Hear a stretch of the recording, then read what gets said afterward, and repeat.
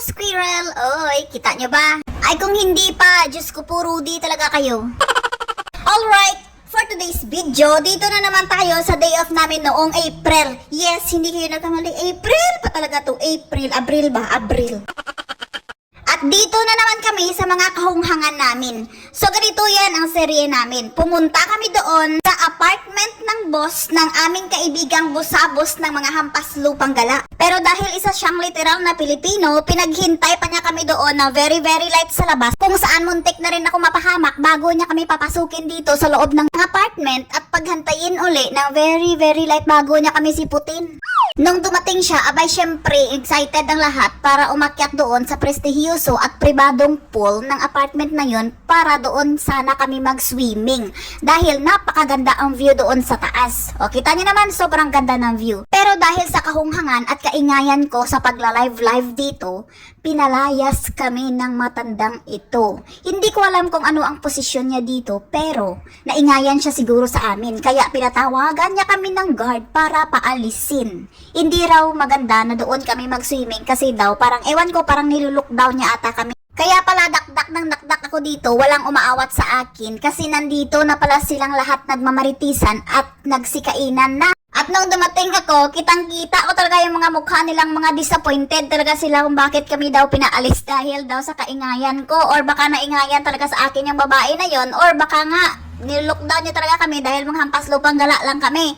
Kaya yun, nagkasabalutan na kami, umalis na kami. Lilipat kami doon sa isa pang pool na malapit sa kanilang bahay, malapit sa kanilang subdivision na kung saan sila nakatira ba. At ito ngayong Abiden Clubhouse. At mabuti na lang at open ang buluthuang ito para doon sa mga residenteng nakatira dyan sa kanilang subdivision. Siyempre, sino pa nga ba yung alas namin kundi itong kaibigan namin na nakatira dyan? Mabuti na lang talaga at mabait itong guard at pinapasok kami kahit hindi naman kami taga doon at saka kahit yung mga itsura namin ay parang nakakaduda. Siyempre, tuwang-tuwa naman yung mga animal kong mga kasamahan, pero may mga halong pag-disappoint yan. Kasi nga, expectation versus reality ba?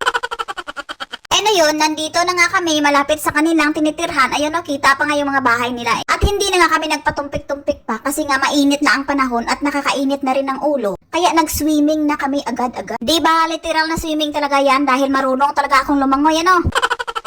And fast forward, hindi ko na pinakita kung paano kami nagbihis, paano kami nagligo. Siyempre, para ano pa. At dumiretso na kami dito sa mall, malapit lang din sa kanila dito.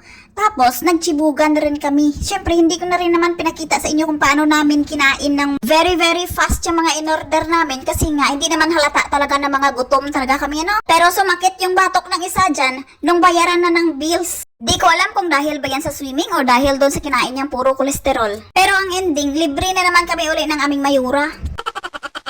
After namin kumain, pumunta na kami sa hotel kung saan lagi kaming tumatambay sa tuwing pumupunta kami dito sa lugar nila para magmarites. Pero ngayon, wala talaga akong maisipan na imamarites. Kaya ito na lang ang naisipan ko talaga. Nag-what's inside my bag daw ako kasi nga nag-swimming kami, diba? Kaya pinalabas ko talaga ang lahat-lahat na mahuhugot ko sa loob ng bag. Hanggang sa napansin kong nakatingin pala sa akin ang isa sa mga staff ng hotel habang ako'y nag-what's inside my bag serye. Feeling ko nga tawang-tawa yung lalaking nakakita sa akin eh. Kaya medyo nahiya pa ko dyan, pero syempre hindi halata, ano?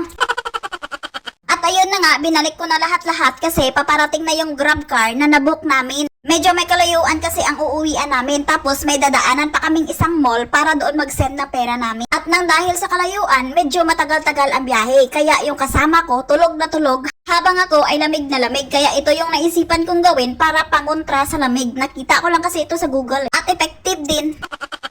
O siya, alis na kami at baka babalik pa kami dito uli sa IOI Resort City. Thank you for watching and God bless! La la la la la la la la la la la la la la.